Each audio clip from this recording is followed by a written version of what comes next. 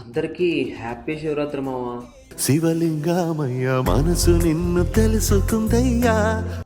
Kannappa movie నుంచి ఈ song వినే ఉంటారు కదా. నేను ఇప్పటి వరకు చూసిన శివలింగాలకి ఈ శివలింగానికి చాలా డిఫరెన్స్ ఉంది. అసలు ఏంటా సంగతి అని తెలుసుకుందామని హైదరాబాద్ నుంచి తిరుపతి దగ్గరలో ఉన్న శ్రీకాళహస్తి అయితే స్టార్ట్ అయ్యా. ఇక్కడ స్థల పురాణ ప్రకారం నాకు తెలిసింది ఏంటంటే, ఈ ప్లేస్లో ఉన్న శివలింగానికి పూర్వం పాము, ఏనుగు, సాలెపురుగు ఒకదానికి తెలియకుండా మరొకటి పూజించేది.